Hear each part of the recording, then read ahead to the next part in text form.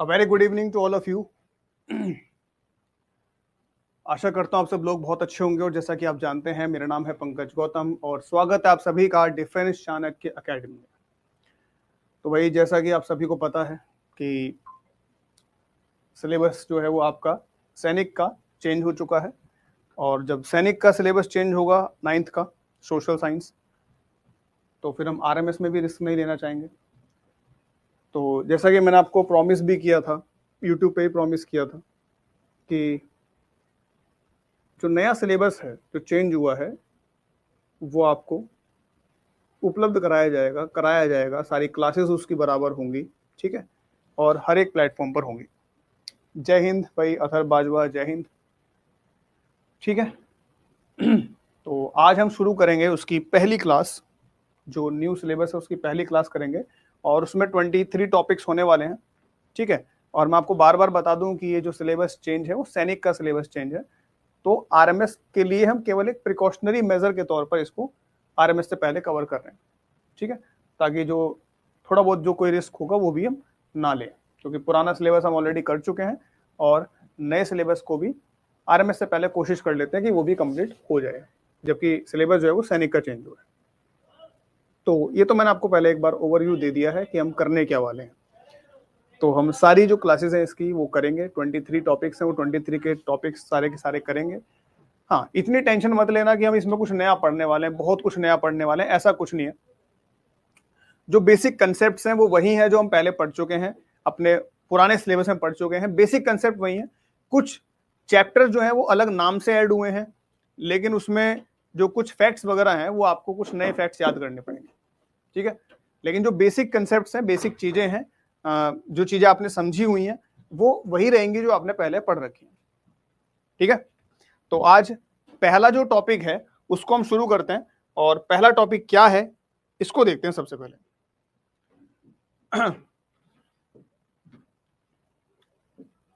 पहला टॉपिक, तो उसके लिए सबसे पहले हमें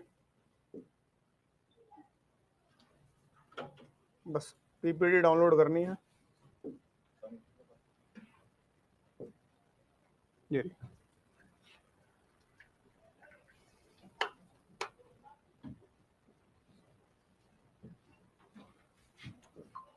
चलिए,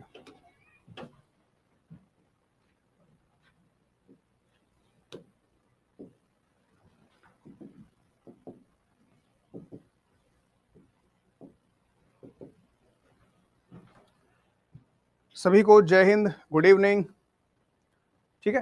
तो अभी आप जब पढ़ेंगे तो आपको भी समझ में आएगा चीजों को कि कुछ भी ऐसा कुछ नया नहीं है, तो बहुत ज्यादा हम डीप में किसी भी चीज के बारे में जाएंगे नहीं।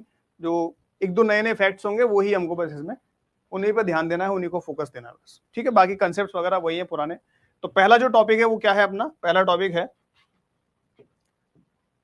टॉपिक नंबर 1 जो है वो है ज्योग्राफिकल डाइवर्सिटी ऑफ इंडिया, यानी कि भारत की जियोग्राफिकल डाइवर्सिटी।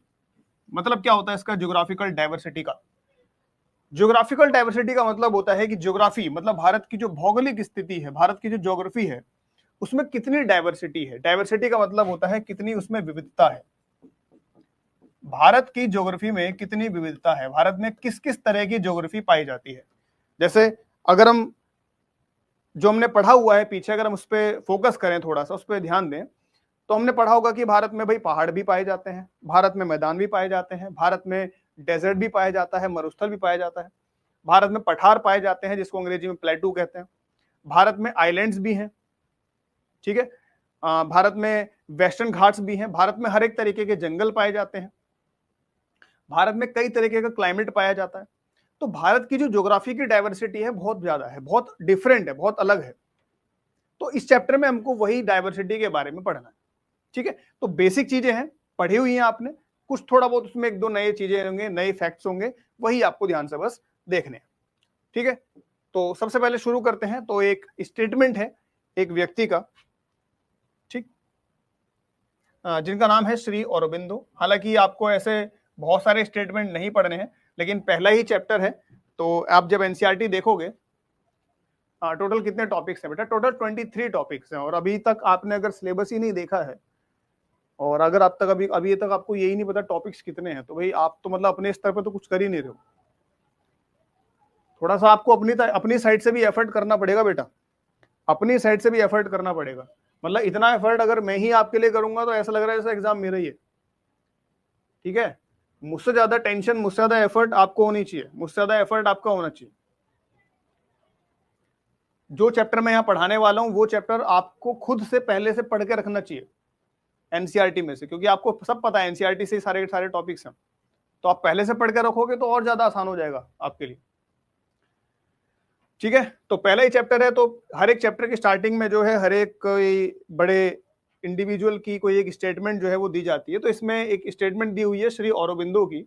इन्होंने कहा है, to us by its very geography the country appears to be quite distinct from other countries. यानी कि भारत जो है वो अपनी ज्योग्राफी के हिसाब से बाकी देशों से बहुत डिफरेंट नजर आता है, बहुत अलग नजर आता है। And that itself gives it a certain national character, और ये अपने आप में भारत को एक नेशनल कैरेक्टर देता है, अपने आप में भारत को एक नेशनल कैरेक्टर देता है।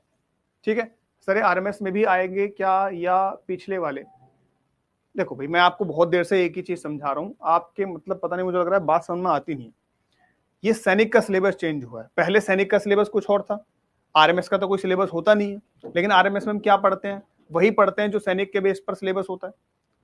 पहले हम पुरानी एनसीईआरटी पढ़ रहे थे क्योंकि सैनिक में पुरानी एनसीईआरटी पूछी जाती थी, अभी सैनिक में नई एनसीईआरटी पूछी जाती है, तो भाई आरएमएस में क्या पता नए एनसीईआरटी से क्वेश्चन आ जाए, इसलिए हम आरएमएस से पहले इसको पूरा करने की कोशिश कर रहे हैं।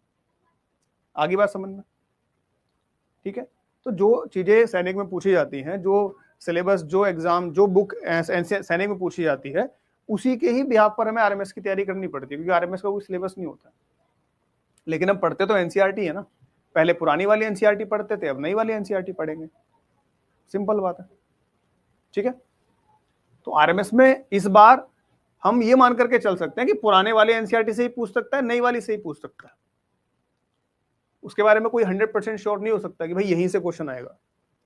तो पुराना हमने पढ़ रखा है, नया पढ़ रहे हैं, सीधी सी बात है, खत्म। आ जाओ इधर। ठीक है, तो इसमें आपको बस कुछ फैक्ट्स हैं जो याद रखने हैं। ठीक है, मैं नहीं कह रहा कि आपको बहुत सारी नई चीजें पढ़नी है, बहुत सारी चीजें हैं जो कंसेप्ट हैं वो आपको पहले से पढ़े हुए हैं, बस आपको कुछ फैक्ट्स याद करने हैं बस। ठीक है, तो श्री अरबिंदो ने बात कही है जो कि बहुत ज्यादा ऐसे कोई इंपॉर्टेंट बात नहीं है, बट आगे चलते हैं। देखो 1984 में जब राकेश शर्मा आपको पता है इंडिया के थे, और ये स्पेस में गए थे, स्पेस में जाने वाले पहले भारत के जो व्यक्ति थे वो राकेश शर्मा थे। सर इसका मतलब दोनों पढ़नी? हाँ जी, दोनों पढ़नी, पुरानी भी पढ़नी है, पुरानी तो हम पढ़ ही चुके हैं, नई भी पढ़नी है। ठीक है, और नई जैसे मैं पढ़ा रहा हूं वैसे पढ़ लेनी है, ताकि आपके लिए थोड़ा काम आसान हो जाए। ठीक, तो ये 1984 में जब राकेश शर्मा स्पेस में गए थे, तो अब उनसे बात जब कर रही थी पीएम, उस समय की जो पीएम थी हमारी प्रधानमंत्री थी इंदिरा गांधी, तो उनसे जब बात कर रही थी तो इंदिरा गांधी ने उनसे ये पूछा था कि आप अभी स्पेस में हो, आप मुझे एक चीज का जवाब दीजिए कि आपको स्पेस से जो भारत है वो कैसा नजर आ रहा है? थोड़ा अलग नजर आ रहा होगा, इसलिए उन्होंने पूछा ऐसे। तो राकेश शर्मा ने उनसे कहा कि मुझे स्पेस से भारत ऐसा नजर आ रहा है जैसे सारे जहां से अच्छा, क्योंकि आपको पता है सारे जहां से अच्छा एक हमारा एक गीत है, ठीक है, जो किसने लिखा है? जो कि मोहम्मद इकबाल ने लिखा है। तो उन्होंने ऊपर से ये कहा इंडिया को देख करके कि मुझे अभी भारत ऐसा नजर आ रहा है जैसे सारे जहां से अच्छा। तो इसको याद रखना आप कि ये सारे जहां से अच्छा जो है, ये बात किसने कही थी? ये बात कही थी किसने? राकेश शर्मा ने।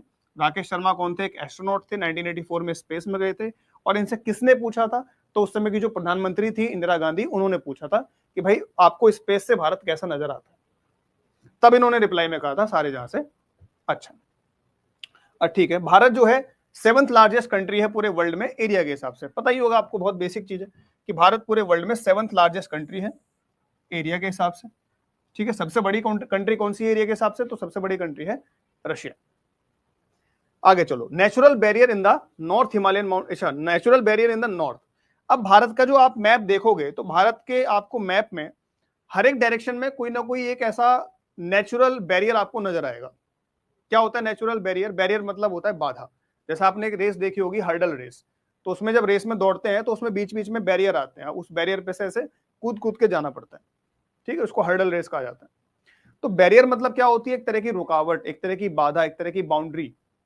तो भारत का जो मैप है उसके हर एक डायरेक्शन में आपको एक नेचुरल बाउंड्री दिखाई देगी। जैसे अगर हम भारत के नॉर्थ की बात करें कि भारत के नॉर्थ की जो नेचुरल बाउंड्री है वो क्या है, तो भाई हिमालयन माउंटेन्स है, सीधी सी बात है। नॉर्थ में हमारे कौन है, हिमालयन माउंटेन्स। वेस्ट में क्या है, वेस्टर्न बाउंड्री क्या है, थार डेजर्ट और अरेबियन सी। वेस्ट में क्या है, थार डेजर्ट और अरेबियन सी। हमारी सदर्न बाउंड्री क्या है, इंडियन ओशियन। और ईस्टर्न बाउंड्री क्या है, बे ऑफ बंगाल। तो ये आपको भारत के बाउंड्रीज के बारे में पता होना चाहिए। बे ऑफ बंगाल, कि भारत के नॉर्थ में क्या है, हिमालयन माउंटेन्स। भारत के वेस्ट में क्या है, थार डेजर्ट है, अरेबियन सी है। भारत के साउथ में क्या है, इंडियन ओशन है। और भारत के ईस्ट में क्या है, बे ऑफ बंगाल है। ठीक है, आगे बढ़ते हैं। अब एक एक करके हर एक चीज के बारे में पढ़ेंगे। सबसे पहले बात करेंगे हिमालय के बारे में। तो हिमालय, तो length of the range is about 2500 kilometre. Himalaya की जो टोटल लेंथ है, कितना दूरी तक हिमालय फैला हुआ है, तो उसकी लेंथ जो है लगभग 2500 किलोमीटर के आसपास है। The peaks over 8000 metre in height. और जो हिमालय की जो पीक्स हैं, जो चोटियां हैं, वो 8000 मीटर तक हाइट में है। मतलब ये मतलब अंदाजे से आपको बताया, आपको एग्जैक्ट नहीं बताया कि भाई यही डेटा आपको याद करना है। ठीक है, और डेटा उतना ही याद करना जो एनसीईआरटी में दिया है, उससे फालतू डेटा याद करने का आपका कोई फायदा नहीं है। ठीक है, उतना ही डेटा याद रखना जितना एनसीईआरटी में दिया हुआ है। तो 8000 से ऊपर की बहुत सारी पीक्स हैं हिमालय में, and are together called 8000ers। तो हिमालय की जितनी पीक्स ऐसी हैं जिनकी हाइट 8000 मीटर से भी ज्यादा है, उनको कलेक्टिवली क्या कहा जाता है, 8000ers। यानी 8000er का मतलब है कि हिमालय की वो सारी चोटियां, वो सारी माउंटेन पीक्स जिनकी ऊंचाई 8000 मीटर से ज्यादा है, जैसे माउंट एवरेस्ट है, जैसे नंदा देवी है, जैसे केटू है, जैसे कंचनजंगा है, जैसे कामेत है। तो हिमालय की जितनी पीक्स हैं जो कि आपकी 8000 मीटर से ऊंची हैं, उनको हम कलेक्टिवली क्या कहते हैं, उनके जो ग्रुप को क्या कहते हैं हम, 8000ers। याद रखना इसको, आपसे एग्जाम में ऐसे पूछ लेगा कि 8000er का मतलब क्या है। तो 8000er का मतलब है कि हिमालय की वो पीक्स जिनकी ऊंचाई 8000 मीटर से ज्यादा है। ठीक है, stretched in 6 countries of Asia. Himalaya जो है एशिया के 6 देशों में फैला हुआ है। कहां कहां पर, तो एक इंडिया में, नेपाल में, भूटान में, चाइना में, पाकिस्तान में और अफगानिस्तान में। ठीक है, हिमालय जो है एशिया के 6 देशों में फैला हुआ है, इंडिया, नेपाल, भूटान, चाइना, पाकिस्तान और Afghanistan. Himalayas are sometimes called the water tower of Asia. Himalaya को कई बार वाटर टावर ऑफ एशिया भी कहा जाता है। क्यों कहा जाता है वाटर टावर ऑफ एशिया? भाई टावर मतलब क्या होता है, जो बहुत ऊंचाई पे होता है उसको टावर बोलते हैं। तो हिमालय बहुत ऊंचाई पर है तो इसको टावर कहा जाता है। लेकिन वाटर टावर क्यों कहते हैं? क्योंकि यहां से बहुत सारी नदियां निकलती हैं, ब्रह्मपुत्र निकलती है, गंगा निकलती है, यमुना निकलती है। तो हिमालय से बहुत सारी नदियां निकलती हैं, पूरी इंडस नदी निकलती है, इंडस की बहुत सारी ट्रिब्यूटरीज निकलती हैं, सतलज, चेनाब, ब्यास, रावी, सतलज, ये सब चीजें। ठीक है, इसलिए हिमालय को क्या कहा जाता है, कई बार वाटर टावर ऑफ एशिया कहा जाता है। जैसे भागीरथी जो है वो ओरिजिनेट होती है गौमुख से, यानी गंगोत्री से। ठीक है, इन उत्तराखंड। भागीरथी कहां से ओरिजिनेट होती है? गौमुख से ओरिजिनेट होती है, जिसको बाद में जो ये अलकनंदा से मिल जाती है, बाद में जब ये अलकनंदा से मिल जाती है तब इसको क्या कहा जाता है, तब इसको गंगा कहा जाता है। और भागीरथी और अलकनंदा कहां मिलती हैं? तो देवप्रयाग में। ठीक है, कहां से निकलती है भागीरथी? गौमुख से, गंगोत्री से।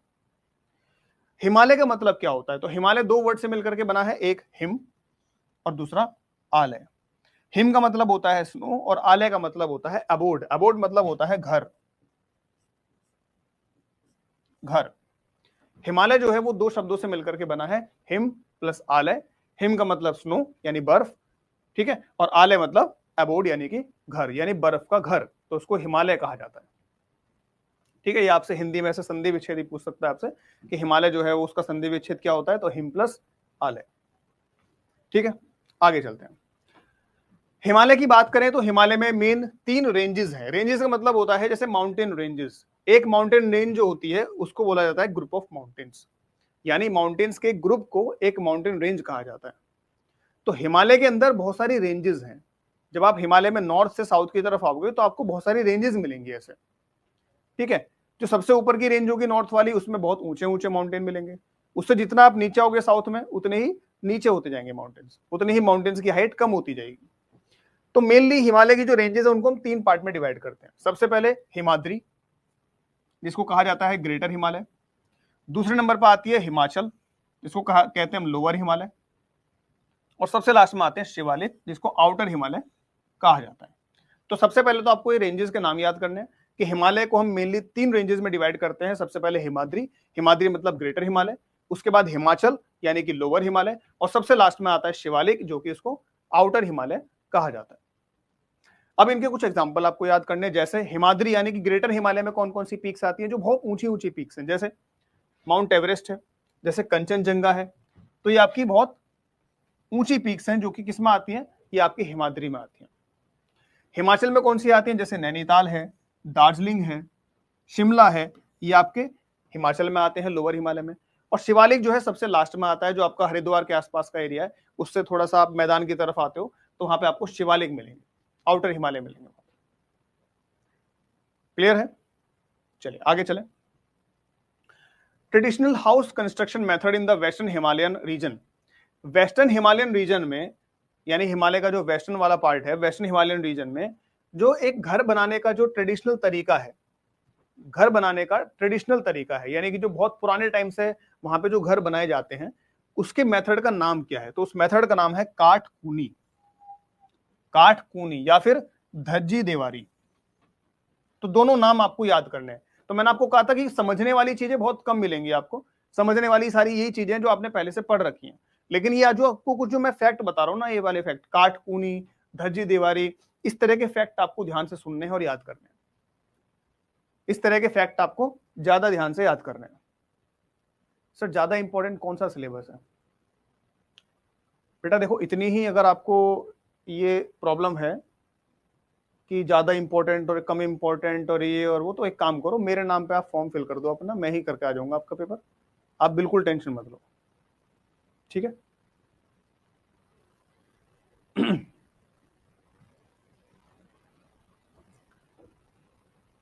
जब मैंने आपको एक बार ये कह दिया कि भाई आरएमएस में आपसे दोनों सिलेबस पूछे जा सकते हैं, या तो ये बात हो कि पेपर मैंने बनाया हो आपके आरएमएस का, ठीक है, तो मैं आपको बता दूंगा भाई इसमें से क्वेश्चन आएंगे, पुराने वाले में से नहीं आएंगे, नए वाले में से आएंगे, या नए वाले में से नहीं आएंगे, पुराने वाले में से आएंगे, तब तो कोई सेंस है इस बात का। लेकिन जब मैंने अगर ये बोल दिया कि भाई जो एग्जाम है वो सैनिक के सिलेबस के हिसाब से चेंज हो सकता है आरएमएस का सिलेबस, तो जब सैनिक का चेंज हुआ है तो आरएमएस में भी पूछ सकता है क्वेश्चन। तब जब मैंने कह दिया पूछ सकता है, तो पूछ सकता है तो पढ़ना पड़ेगा। पूछ सकता है का मतलब ये तो मैंने कहा नहीं कि 100% यहीं से आएगा, लेकिन अगर आ गया तो फिर क्या करोगे? ठीक है, तो अपने जो हाथ में है उस काम पे ध्यान दो। ज्यादा इंपॉर्टेंट कौन सा है, कम इंपॉर्टेंट कौन सा है, क्वेश्चन कहां से आएगा कहां से नहीं आएगा, उसको थोड़ा छोड़ो। जब मैंने एक बार ये बोल दिया कि पुराने सिलेबस से भी आ सकता है, नए सिलेबस से भी आ सकता है, तो इसका मतलब दोनों पढ़ो। उसमें ये करना बंद करो कि ज्यादा इंपॉर्टेंट और कम इंपॉर्टेंट, ठीक है?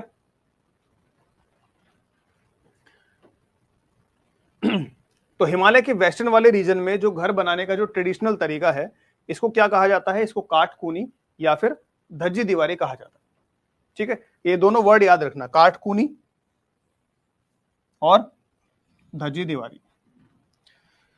ग्रेट हिमालयन नेशनल पार्क, एक नेशनल पार्क है ग्रेट हिमालयन नेशनल पार्क, इसको इंपॉर्टेंट याद करना, इसको ग्रेट हिमालयन नेशनल पार्क, ये यूनेस्को की वर्ल्ड हेरिटेज साइट का एक पार्ट है, मतलब एक यूनेस्को की वर्ल्ड हेरिटेज साइट है। कहां पर है? हिमाचल प्रदेश में। तो इतना ही आपसे पूछ सकता है कि ये ग्रेट हिमालयन नेशनल पार्क कहां पर है?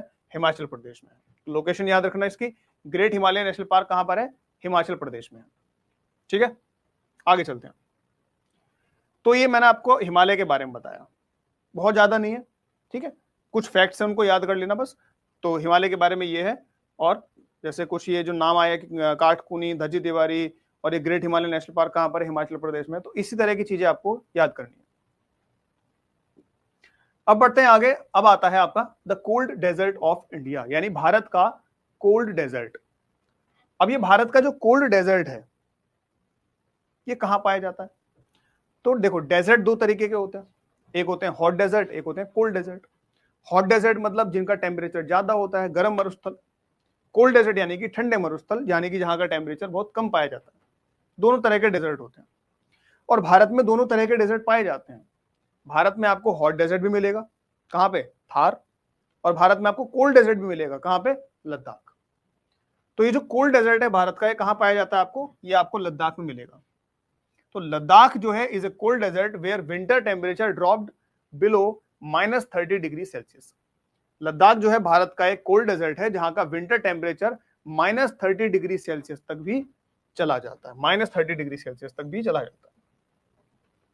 ठीक है, यहां पे आपको एक लेक मिलेगी जिसका नाम है पेंगोंग सो, इंपॉर्टेंट लेक है पेंगोंग सो। तो इसमें आपसे ये पूछ सकता है कि जो सो वर्ड होता है, सो, TSO, इसको पहली बात तो सो पढ़ते हैं, इसको टसो नहीं बोलते, टसो नहीं बोलते, इसको सो पढ़ते हैं, सो। पेंगोंग सो जो लेक है, इसमें जो सो वर्ड आता है, सो वर्ड का मतलब क्या होता है, तो सो का मतलब होता है लेक, सो का मतलब लेक।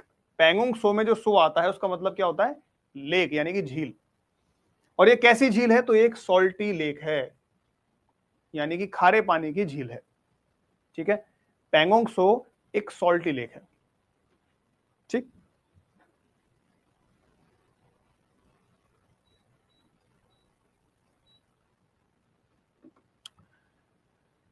आगे देखें, Ladakh terrain is also called moonland. Ladakh का जो टेरेन है, टेरेन मतलब होता है कि लद्दाख की जो लैंड फॉर्म्स है उसकी जो शेप है वो कैसी है, उसको टेरेन कहा जाता है। ठीक, किसी भी जगह की जो लैंड फॉर्म की शेप होती है उसको टेरेन बोलते हैं। तो लद्दाख की टेरेन कैसी है, लद्दाख की टेरेन जो है उसको कहा जाता है मूनलैंड, वो चांद के जैसी है। लद्दाख की जो टेरेन है वो कैसी है, वो चांद के जैसी है, इसलिए उसको मूनलैंड भी कहा जाता है। तो आपसे एग्जाम में यहां से क्वेश्चन बन सकता है कि मूनलैंड किसको कहा जाता है, तो लद्दाख की टेरेन को कहा जाता है, या लद्दाख को कहा जाता है, क्या, मून लैंड। ठीक है, this folded portion was part of an ocean and so the rocks are made of sand and clay. ये जो लद्दाख वाला जो एरिया है, देखो भारत की जो प्लेट है वो कौन सी प्लेट है, तो भारत की प्लेट है आपकी इंडो ऑस्ट्रेलियन प्लेट। और जब आपने वो वाली थ्योरी पढ़ी थी, प्लेट टेक्टोनिक्स थ्योरी, तो उसमें क्या हुआ था कि इंडो ऑस्ट्रेलियन प्लेट जो है वहां से निकली अफ्रीका से, और वो ऊपर की तरफ, नॉर्थ की तरफ उसने ट्रेवल करना शुरू किया, और वो नॉर्थ में आकर के टकराई किससे, यूरेशियन प्लेट से। ठीक है, यानी भारत की प्लेट, इंडो प्लेट किससे टकराई, यूरेशियन प्लेट से, और वो टकराने की वजह से जो माउंटेन्स बने उनको कहा जाता है हिमालयन माउंटेन्स। तो जब वो टकराई, तो जिस जगह पे वो टकराई पहले वहां पे एक ओशन था, और उस ओशन की जगह पर बना आपका लद्दाख, यानी कोल्ड डेजर्ट। तो इसलिए वही लिखा है, this folded portion was part of an ocean, पहले जो फोल्डेड पोर्शन है ये एक ओशन का पार्ट था। And so the rocks are made of sand and clay, इसलिए यहाँ की जो रॉक्स हैं वो किससे मिलकर के बनी है, सैंड और क्ले से मिलकर के बनी है। तो इसको याद रखना है कि लद्दाख का जो फोल्डेड पोर्शन है पहले ओशन का पार्ट था, और ये जो ओशन का पार्ट था इसी वजह से ये जो यहाँ की जो चट्टाने हैं, यहाँ की जो रॉक्स हैं वो किससे मिलकर के बनी है, सैंड और क्ले से मिलकर के बनी है। ठीक है, आगे चलें, वाइल्ड लाइफ। वाइल्ड लाइफ का मतलब क्या होता है, मतलब यहाँ की वाइल्ड लाइफ क्या है, यहाँ पे कौन कौन से जानवर पाए जाते हैं। तो लद्दाख में आपको मिलेंगे स्नो लेपर्ड्स, लद्दाख में एक जानवर होता है आइबेक्स, ये मिलेगा आपको, तिब्बतन एंटेलोप्स। और हाँ, एक मैं और सजेशन आपको दूंगा कि आप नई वाली जो एनसीईआरटी उनको खरीद लें शॉप से जाकर के, क्योंकि उसमें आपको बहुत सारे फोटोज मिलेंगे, बहुत सारे डायग्राम मिलेंगे, बहुत सारी टेबल्स मिलेंगी, इनको आपको ध्यान से देखना पड़ेगा, ध्यान से पढ़ना पड़ेगा, फोटोज स्पेशली आपको ध्यान से देखने पड़ेंगे। ठीक है, जो भी रिटर्न कंटेंट है वो तो मैं आपको करा ही दूंगा, लेकिन कोई कई बार जो जैसे आइबेक्स एक जानवर है, अभी जानवर का फोटो आप देख लोगे तो आपको ज्यादा अंडरस्टैंडिंग हो जाएगी। नाम तो आपको मैंने बता ही दिया आइबेक्स, ये कहाँ पाया जाता है, लद्दाख में पाया जाता है, लेकिन एक बार फोटो देख लोगे, उसमें बुक में सारी फोटोज वगैरह दे रखी हैं, तो आपको और ज्यादा अच्छा समझ में आएगा। ठीक है, इसलिए बुक जो है साथ में होनी बहुत जरूरी है। जैसे मैं आपको पढ़ा रहा हूँ पहला चैप्टर, पहला टॉपिक, तो इसको आप बुक में खोल करके बैठ जाइए और वहां से देखिए सारी चीजों को। यहाँ पे कौन सा फेस्टिवल मनाया जाता है, तो यहाँ पे लोसर और हेमिस फेस्टिवल मनाया जाता है। कहाँ पे, लद्दाख में। लद्दाख में लोसर और हेमिस फेस्टिवल मनाया जाता है। ठीक है, ये है आपका कोल्ड डेजर्ट। आगे बात करते हैं द गैंगेटिक प्लेन्स के बारे में, यानी कि गैंगेटिक प्लेन्स, गैंगेटिक मतलब गंगा नदी। तो गंगा नदी की वजह से जो मैदान बनते हैं, प्लेन्स बनते हैं, उनको कहा जाता है गैंगेटिक प्लेन्स।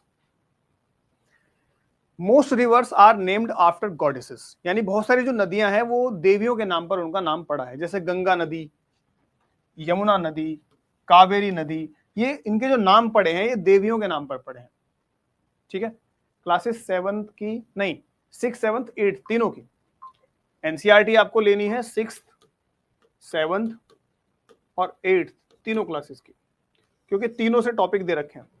ये जो 23 टॉपिक्स हैं इसमें आपको 6th के भी टॉपिक मिलेंगे, 7th के मिलेंगे और 8th के भी मिलेंगे, तीनों के मिलेंगे।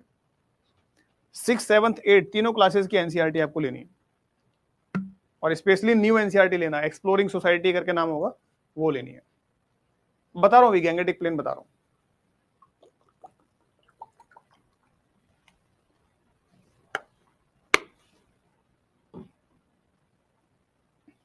देखो, गैंगेटिक प्लेन का मतलब होता है जब नदियां जो है पहाड़ों से निकल करके नीचे आती हैं तो अपने साथ में बहुत सारे सेडिमेंट्स लेकर के आती हैं, और वो उन सेडिमेंट्स को ला करके जो प्लेन एरिया होता है वहां पे लाके जमा कर देती हैं, तो उससे बनते हैं मैदान। तो नदियों की वजह से मैदान बनते हैं, तो उनको कहा जाता है प्लेन्स। सिंपल चीज है। तो गैंगेटिक प्लेन मतलब जो गंगा नदी की वजह से जो मैदान बना हुआ है, जैसे यूपी है, बिहार है, यहां से गंगा नदी होती हुई जाती है, तो ये कैसा है, गैंगेटिक प्लेन वाला एरिया है। तो गैंगेटिक प्लेन में जो नदियां हैं, जैसे बहुत सारी नदियां हैं, उनके नाम जो है वो कैसे पड़े हैं, देवियों के नाम पर पड़े हैं। जैसे गंगा नदी है, यमुना नदी है, कावेरी नदी है, ये इनके नाम देवियों के नाम पर पड़े हैं। The name of Brahmaputra, Brahmaputra का जो नाम है इसका मतलब है द सन ऑफ ब्रह्मा। जैसे नाम से आपको समझ आ रहा है ना, ब्रह्मपुत्र यानी ब्रह्म का पुत्र, पुत्र मतलब बेटा, तो ब्रह्मपुत्र मतलब the son of Brahma. This river gets bigger during summer, यानी गर्मियों के मौसम में ये नदी जो है ब्रह्मपुत्र नदी और ज्यादा बड़ी हो जाती है। अब गर्मियों में तो पानी सूखना चाहिए, नदी का पानी कम हो जाना चाहिए, लेकिन गर्मियों में ब्रह्मपुत्र का पानी और बढ़ जाता है, बड़ी हो जाती है नदी। कैसे? क्योंकि भाई ज्यादा गर्मी पड़ेगी तो ग्लेशियर ज्यादा पिघलेंगे। नदियां कहां से निकलती हैं? ब्रह्मपुत्र, तो ग्लेशियर पिघलने से निकलती है, हिमालय से। तो ज्यादा गर्मी पड़ेगी तो ग्लेशियर ज्यादा पिघलेंगे, ग्लेशियर ज्यादा पिघलेंगे तो नदी में पानी ज्यादा होगा। सिंपल चीज, ठीक है।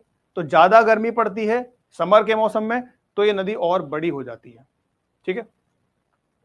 अब ये कुछ नेशनल पार्क है, जैसे बांधवगढ़ नेशनल पार्क कहां पर है, तो याद रखना मध्य प्रदेश में है। बांधवगढ़ नेशनल पार्क कहां है? मध्य प्रदेश।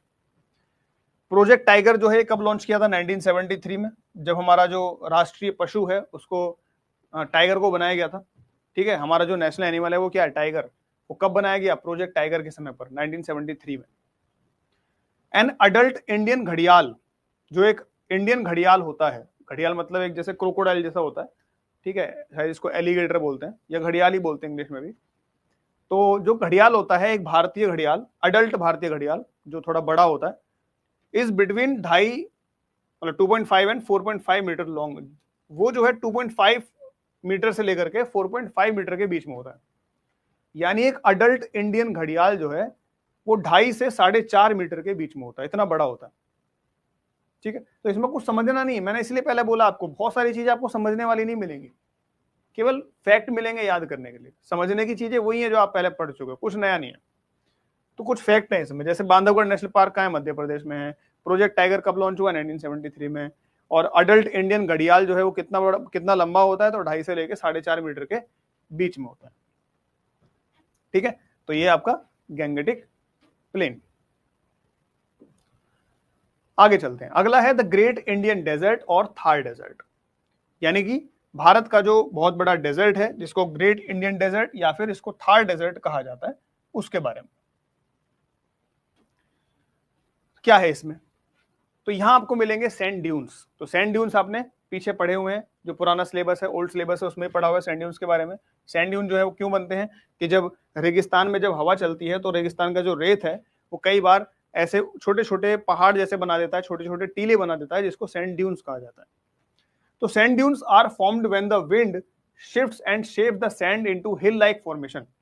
यानी सैंड ड्यून्स तब बनते हैं जब हवा जो है वो इस तरह से चलती है कि जो रेत है वो एक छोटे छोटे पहाड़, छोटी छोटी पहाड़ियों की फॉर्मेशन में बन जाते हैं, तो उससे क्या बनते हैं? सैंड ड्यून्स बनते हैं।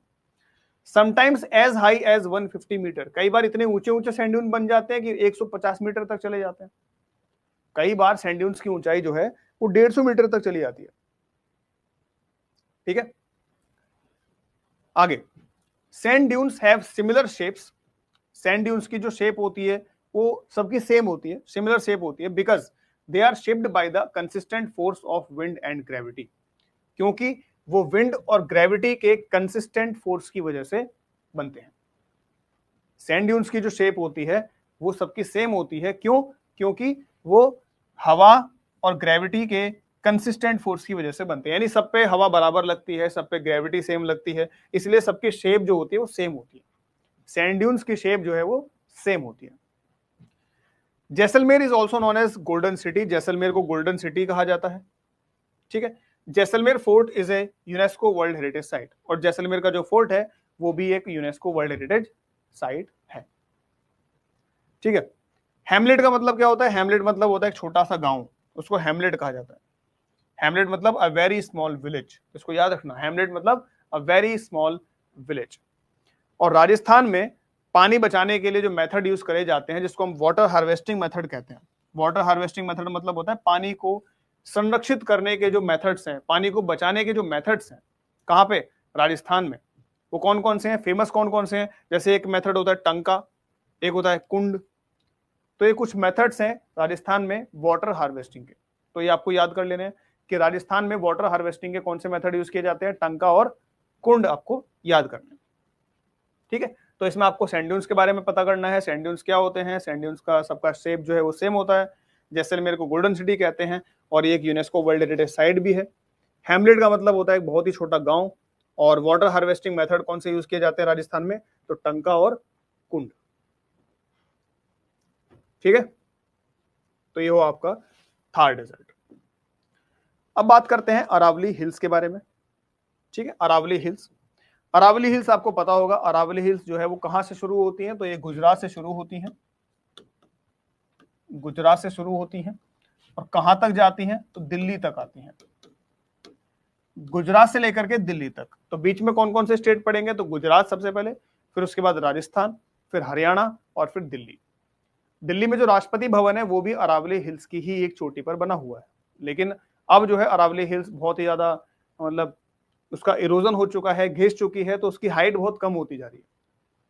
क्योंकि अरावली हिल्स जो है भारत की नहीं, वर्ल्ड की सबसे ओल्डेस्ट माउंटेन रेंज में से एक मानी जाती है अरावली रेंज। ठीक है, वर्ल्ड की ओल्डेस्ट फोल्ड माउंटेन रेंज में से एक मानी जाती है अरावली रेंज। तो बहुत पुरानी है। ठीक है, हिमालय बहुत नए माउंटेन्स है, अरावली बहुत पुरानी रेंज है, इसलिए हिमालय अरावली की जो ऊंचाई है वो लगातार कम होती जा रही है। ठीक है, तो Aravalli are among the oldest mountains. Aravalli जो है वो ओल्डेस्ट माउंटेन्स में से एक है इन द वर्ल्ड, पूरे वर्ल्ड में। इसकी हाईएस्ट पीक जो है माउंट आबू है। ठीक है, इसकी ऊंचाई जो है 1700 मीटर से भी ज्यादा है। इसकी हाईएस्ट पीक माउंट आबू है जिसकी ऊंचाई 1700 मीटर से भी ज्यादा है। Aravallis act as a natural barrier. Aravalli जो है एक नेचुरल बैरियर की तरह काम करती है। मैंने अभी आपको बताया था नेचुरल बैरियर का मतलब क्या होता है। बैरियर मतलब होती है एक रुकावट, एक बाधा जो बीच में आ जाती है किसी के, तो उसको बैरियर कहा जाता है।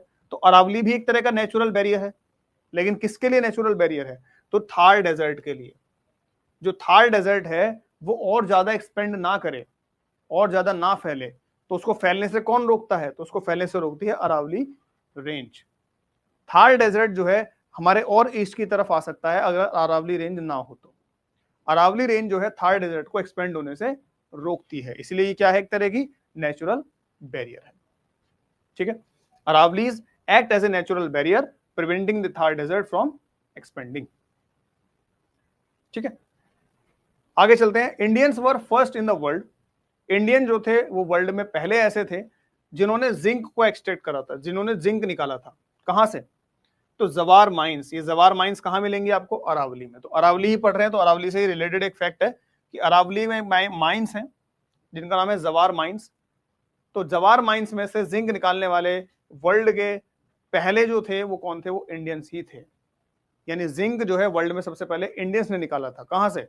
जवार माइंस ने। जवार माइंस से। कहां पर है जवार माइंस? तो ये आपको अरावली रेंज में मिलेंगी। ठीक है, तो जवार माइंस से जिंक निकालने वाले पहले कौन थे? पहले इंडियन थे। कहां से? अरावली से।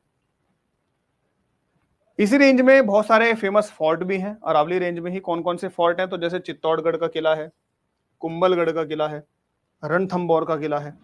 तो ये जो इंपॉर्टेंट फोर्ट्स हैं, फेमस फोर्ट्स हैं, ये आपको अरावली रेंज में मिलेंगे। ठीक है, आगे चलें। अब बात करते हैं पेनिनसुलर प्लेटू के बारे में, कि भारत का जो पेनिनसुलर प्लेटू है, कि भारत का जो साउथ वाला पार्ट है, इसको पेनिनसुलर प्लेटू कहा जाता है, जो कि अपने आप में एक पेनिनसुला भी है और एक प्लेटू भी है। पेनिनसुला मतलब होता है एक ऐसी लैंड बॉडी जिसके तीन तरफ पानी हो, एक ऐसी लैंड बॉडी जिसके तीन तरफ पानी हो, तो उसको क्या कहते हैं? उसको पेनिनसुला कहते हैं। और प्लेटू मतलब होता है एक ऐसी जगह जिसकी हाइट थोड़ी सी ऊपर हो और फ्लैट हो, तो उसको प्लेटू कहा जाता है।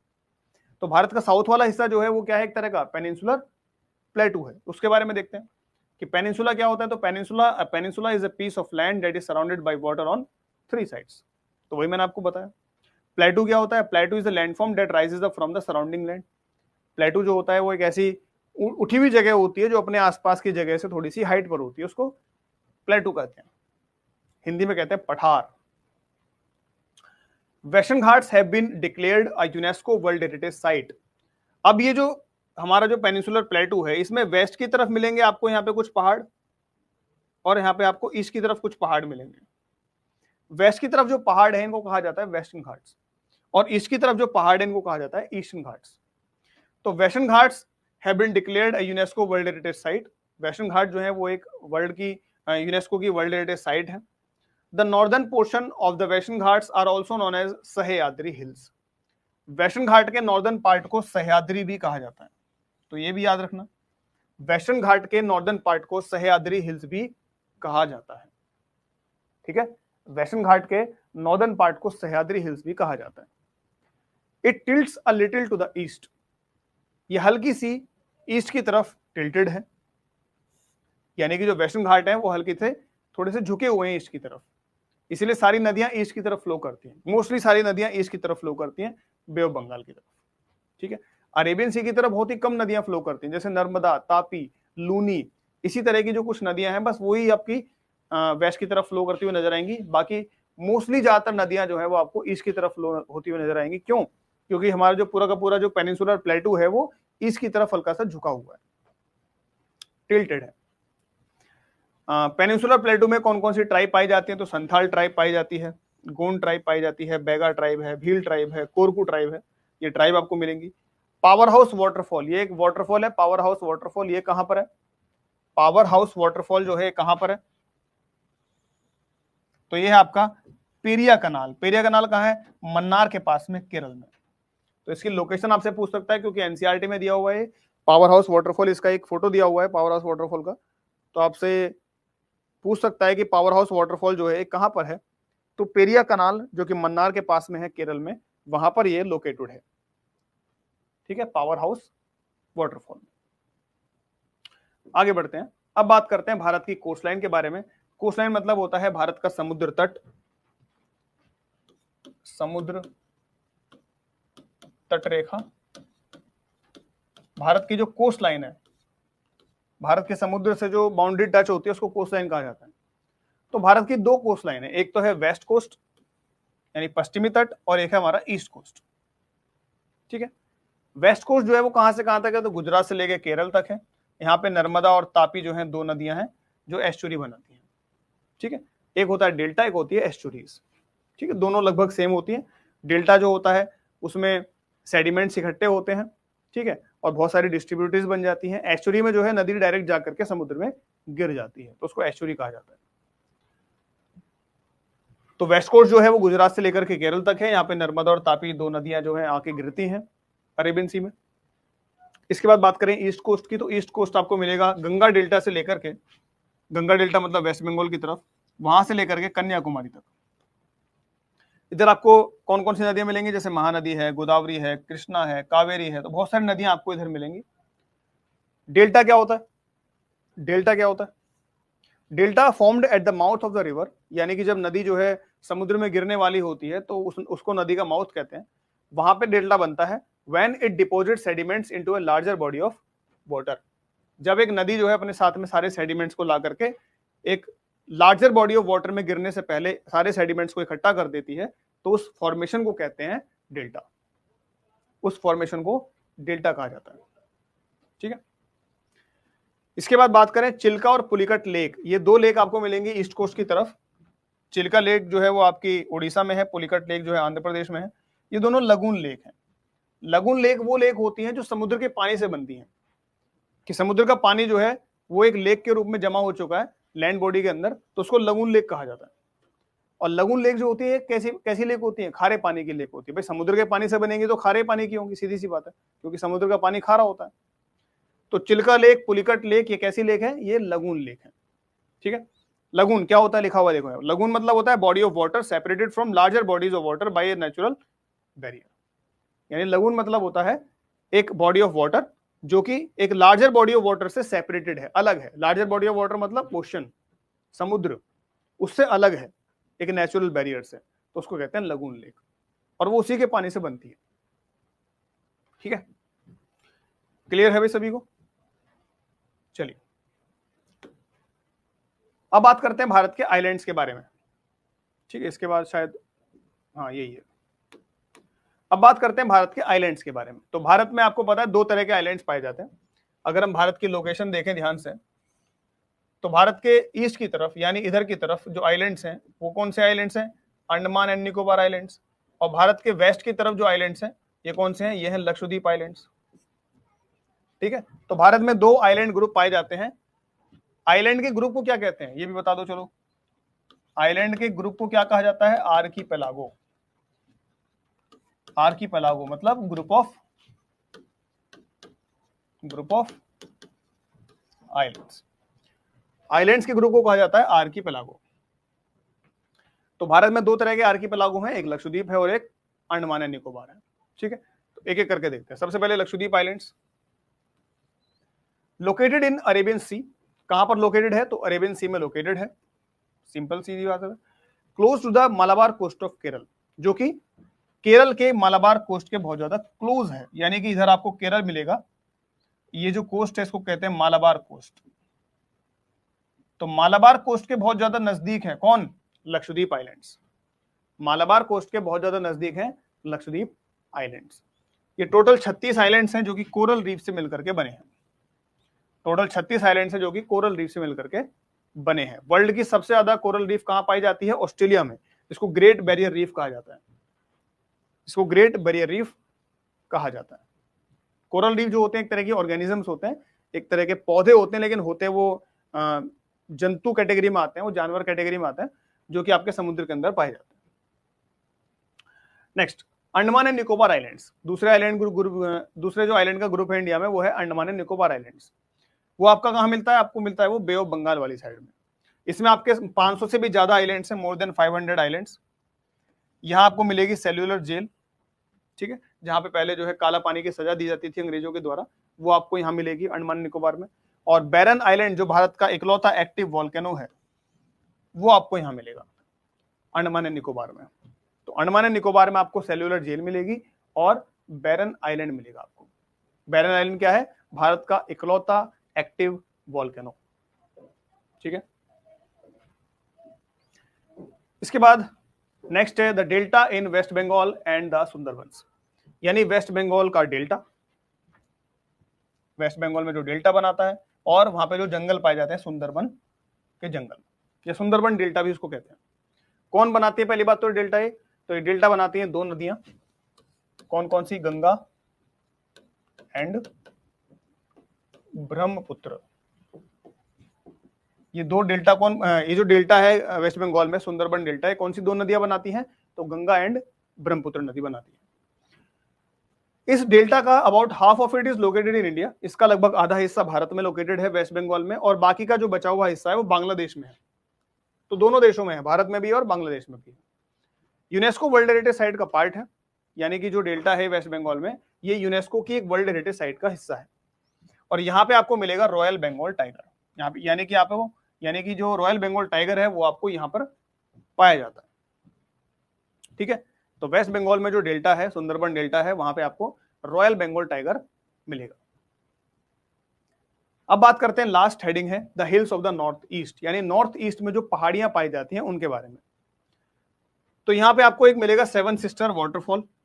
नॉर्थ ईस्ट मतलब क्या है? भारत का जो उत्तर पूर्वी राज्य है, जैसे अरुणाचल प्रदेश है, जैसे मिजोरम है, मेघालय है, सिक्किम है, ठीक है, और मणिपुर है, नागालैंड है। तो ये जो भारत के राज्य हैं इनको नॉर्थ ईस्ट स्टेट्स कहा जाता है। तो यहाँ से रिलेटेड कुछ फैक्ट्स हैं, जैसे कि सेवन सिस्टर वाटरफॉल, ये आपको कहाँ मिलेगा सेवन सिस्टर वाटरफॉल? तो ये मिलेगा मेघालय, भारत में। मेघालय में ही वो जगह है मौसिनराम जहाँ पे सबसे ज्यादा बारिश होती है, वो भी आपको आगे बताया हुआ है।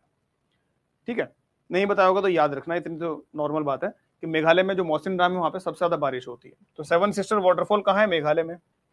शाद शूक मिनिज्म फेस्टिवल, ये एक फेस्टिवल है, इसको याद रखना, शाद शूक मिंजीम फेस्टिवल। ये शाद शूक मिंजीम फेस्टिवल जो है ये कौन मनाते हैं? ये मनाते हैं खासी लोग, खासी पीपल। खासी कोई बीमारी नहीं है, खासी खासी ट्राइब है। और ये खासी ट्राइब कहाँ पाई जाती है?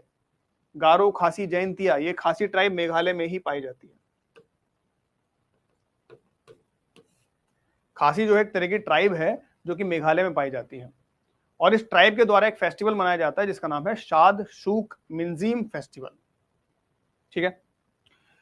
लिविंग रूट्स ब्रिज, यानी कि मेघालय में आपको क्या है कि कुछ ऐसे जंगल मिलेंगे जिनके पौधे या जिनके पेड़ इतने घने हैं, जितने आसपास हैं, कि उनकी जड़ें जो हैं वो भी ऊपर तक आ जाती हैं। उनकी जड़ें मिट्टी से निकल करके ऊपर तक आ जाती हैं।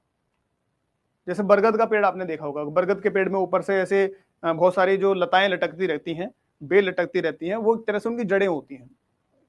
ठीक है। तो मेघालय में आपको बहुत सारे ऐसे पेड़ मिल जाएंगे जिनकी जड़ें ऊपर की तरफ रहती हैं, मिट्टी से ऊपर रहती हैं, और उन जड़ों की वजह से बहुत बार कई बार क्या होता है कि एक नेचुरल ब्रिज बन जाता है। नेचुरल ब्रिज बन जाता है, वो आपको इमेज भी दे रखी है एनसीईआरटी में, या आप खुद भी सर्च कर सकते हैं गूगल पे। ठीक, ऐसे ब्रिजेस को कहा जाता है living roots bridge. Living roots bridge. तो लिविंग रूट्स ब्रिज जो है कहां पाए जाते हैं? चेरापूंजी, मेघालय में। और ये बहुत ही टूरिस्ट अट्रैक्शन वाली जगह है। ये यहाँ पे बहुत सारे टूरिस्ट जाते हैं इनको देखने के लिए। ये जो लिविंग रूट्स ब्रिज है इनको देखने के लिए बहुत सारे टूरिस्ट जाते हैं। ठीक है। उसके अलावा एक गांव है मौलिनोंग विलेज। मौलिनोंग विलेज कहां पर है? तो ईस्ट खासी हिल्स में, मेघालय में। ठीक है। Is renowned as the cleanest village in Asia. इसको पूरे एशिया का सबसे साफ गांव कहा जाता है। पूरे एशिया का जो सबसे साफ गांव है वो कौन सा है? वो है मौलिनोंग विलेज, जो कि आपका ईस्ट खासी हिल्स में है मेघालय की, जिसको क्लीनेस्ट विलेज ऑफ एशिया कहा जाता है। और ये ट्राइब जो बताई थी अब मैंने आपको भी, खासी, तो इसके अलावा दो ट्राइब हो रहे हैं, गारो और जैंतिया। तो गारो, खासी, जैंतिया, ये तीनों ट्राइब कहाँ मिलेंगे आपको? मेघालय। ठीक है। तो ये है नॉर्थ ईस्ट हिल्स के बारे में हमने जो पढ़ा अभी। तो ये जो आपका पहला टॉपिक था ये यहाँ पे खत्म होता है। इसमें इतना ही है, पहला चैप्टर है एक तरीके से। ये आप जब एनसीईआरटी से पढ़ोगे तो आपको एनसीईआरटी से पढ़ने के बाद भी समझ में आ जाएगा कि जितना मैंने आपको पढ़ा दिया इस एक क्लास के अंदर अंदर, उससे ज्यादा आपको एनसीईआरटी में कुछ याद करने को मिलेगा ही नहीं। बस वो आपकी किताब जो है काम इसीलिए आएगी कि आपको उसमें कुछ टेबल्स मिल जाएंगी, उसमें आपको कुछ फोटोज मिल जाएंगी, कुछ इमेजेस मिल जाएंगी, दैट्स इट। बाकी जो जो काम की चीज है, जो जो उसका पूरा निचोड़ है, पूरा क्रक्स है, वो मैं आपको यहाँ पे दे रहा हूँ। ठीक है। तो ये हमने अभी जो है पहला टॉपिक किया। ऐसे ही हम और बाकी के जो सारे टॉपिक्स हैं उनको भी कवर करेंगे। तो अगला जो टॉपिक है वो करेंगे हम अगली क्लास में। तो नेक्स्ट क्लास मिलते हैं, तब तक के लिए आप लोग पढ़ते रहें, मस्त रहें। गुड बाय, टेक केयर, जय हिंद।